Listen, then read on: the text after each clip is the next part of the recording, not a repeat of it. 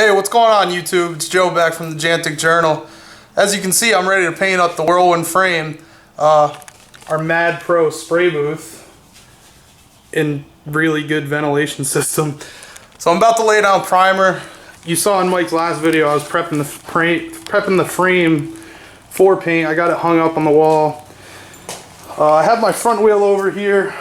I'm just going to do that black real quick. I don't need it to look pretty. I'm probably going to get new wheels. Sprocket just black, kickstand. But as I said, I'm going to do the frame blue. I actually found a really cool blue color. It not metallic, it actually has glitter in it. So I'm pretty excited. Hopefully it comes out really well. So I'm going to start laying down some primer and I'll check back in with you guys after that. So as you see, I got the primer coat all done. And this is the color I found that I'm going to paint it. It's called Rust-Oleum Glitter. Sorry for the shaky hands. So the primer coat's all set. I ended up using an entire can for both the frame and the forks. So I'm going to let that tack up a little bit. And then we're going to lay down this blue glitter paint. I'm also going to finish that up with a couple coats of clear coat. This paint said it's recommended for interior use and decorations. So hopefully a couple coats of clear coat will make it nice and durable for when I'm out riding it and rocks don't chip it and all that. So I'm going to start laying this on in a minute here and I'll check back in with you guys so we can see how it looks. I'm really excited to see how it looks.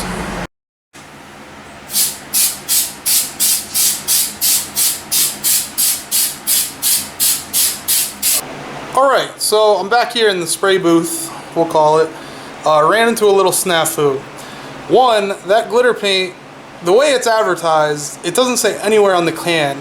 I figured it was blue paint with blue glitter. Way wrong. It's blue glitter with clear paint. So I went back to the store and I bought blue spray paint.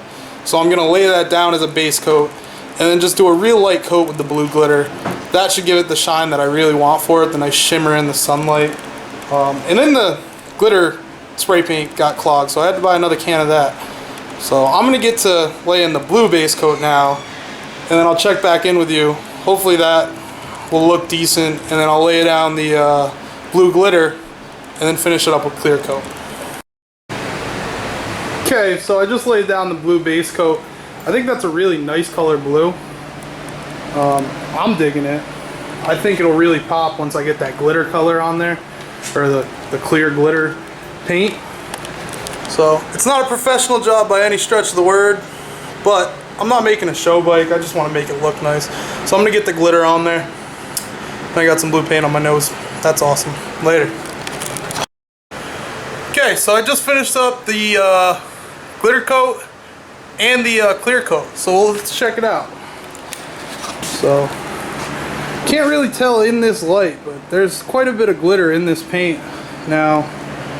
But I think it came out alright. I mean, it's not professional, not a professional job, but it's not bad. But I also did the sprocket, the kickstand, and half the wheel. So this is my first step for assembly. It's not actually on the bike. Basically, this is my torque converter, and this is my engine. So, these torque converters are rated for 3 to 8 horsepower, I believe, from the factory. Mine's a little older, and plus we're pushing more than 8 horsepower. So basically what I want to do is from this piece here that comes out of the torque converter, I'm basically going to make a bracket that comes down and bolts onto one of the engine mount bolts.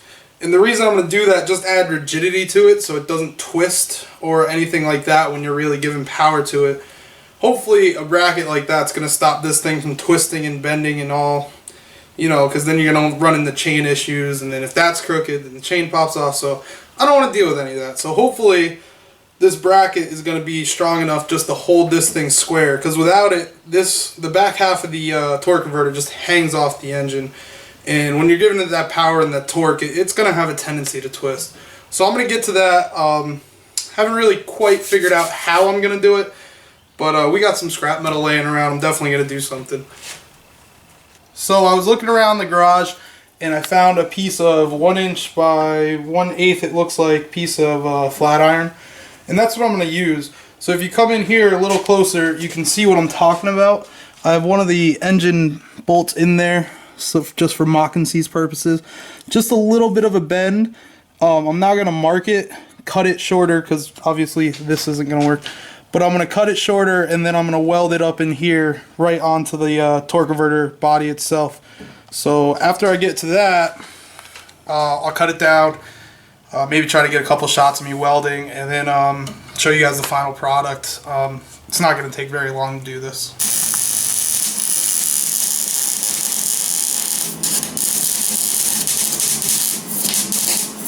So I just finished welding on the bracket. The welds aren't pretty, but I'm not very good at welding. But the bracket's going to work. It's really on there pretty well. So I just want to show you guys, I already sprayed it a little bit just to prevent a little rust. But that's basically what we're looking at. So I think it'll work well. Alright, so this is our method of taking these tires off. We tried the screwdrivers, they were way too on this bead here. Yeah, I've seen this done online before, so we're going to go ahead and give it a try. Just have a 5/8 rod in here to hold back a little bit. Pretty much line it up so the tire's going to come right against the rim. And alright, go for it.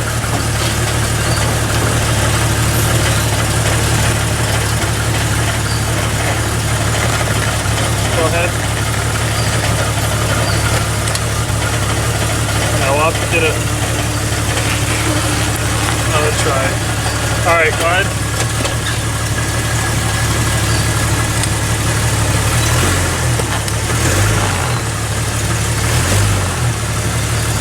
Go ahead.